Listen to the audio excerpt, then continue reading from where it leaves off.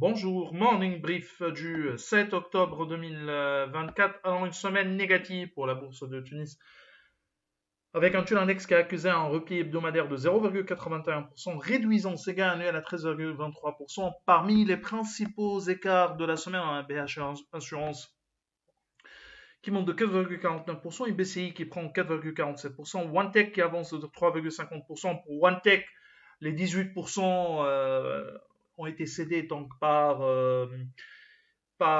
Monsieur Sahem. C'est-à-dire il y a eu, et c'est une confirmation par le fait qu'il s'agit donc d'une restructuration de la participation détenue par la famille Salemi. On verra si c'est dans le cadre de la fameuse opération de réorganisation de la société, puisque donc il y a eu une cession de 18,66% du capital de la société de Monsieur bien sûr Moustapha Salemi aux trois autres membres de la famille Salemi, mais la famille Salemi continue de contrôler bien sûr OneTech. Ce qui est le plus important, ce sont les opérations qui suivront. On verra dans quelle orientation ou quelle serait la structure in fine de OneTech dans le cadre de la réorganisation opérationnelle du holding déjà annoncé par le management. Pour revenir aux principaux écarts de la semaine, on a Telnet qui monte de 2,61%, 2,42% de hausse pour TLF, Socna qui avance de 2,30%, 1,79% de gain pour ATL, Delis Holding prend 1,67%.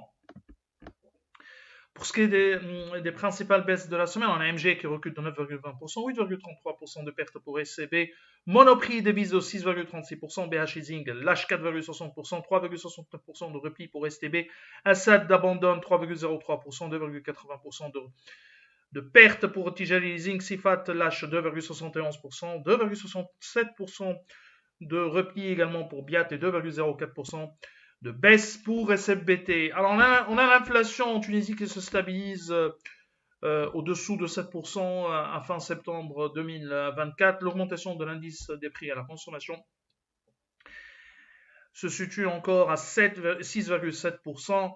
Cependant, l'évolution mensuelle de l'inflation a accéléré à 0,8%. Ça, ce qui probablement inquiète la Banque centrale, c'est que en Tunisie, il y a eu, contrairement aux autres pays comparables, mais également sur le plan global, il y a eu une déflation, une véritable déflation. Nous, en Tunisie, c'est une désinflation après post-Covid-19, puisque l'évolution mensuelle des prix est toujours positive.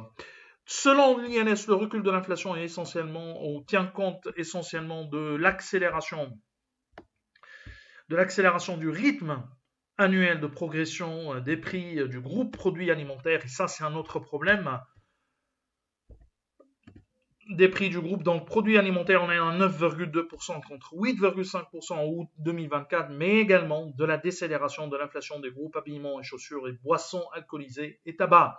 La bonne nouvelle est le ralentissement de l'inflation sous-jacente hors produits alimentaires et énergie à 6,2% contre 6,4% au mois d'août. Une analyse par régime indique que la contribution de l'alimentaire libre, on est sur une hausse de 10,2% en glissement annuel, a accéléré à 37,3% contre 34,3% à fin août 2024.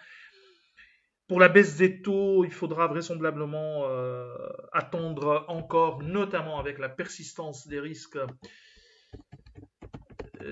géopolitiques, et donc contrairement à nos anticipations de ce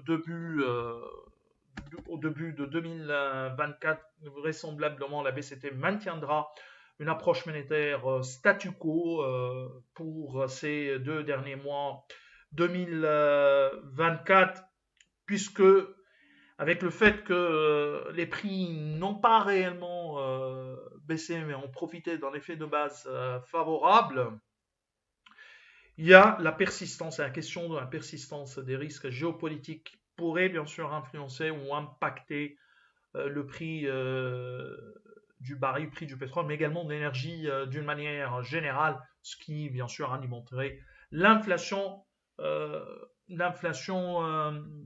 dans les prochains mois. Donc, les anticipations sont vraisemblablement revues à la hausse avec la persistance des risques géopolitiques. C'est tout ce qu'on a pour ce matin. Nous vous remercions pour votre attention. On vous donne rendez-vous pour demain matin. Au revoir, à demain.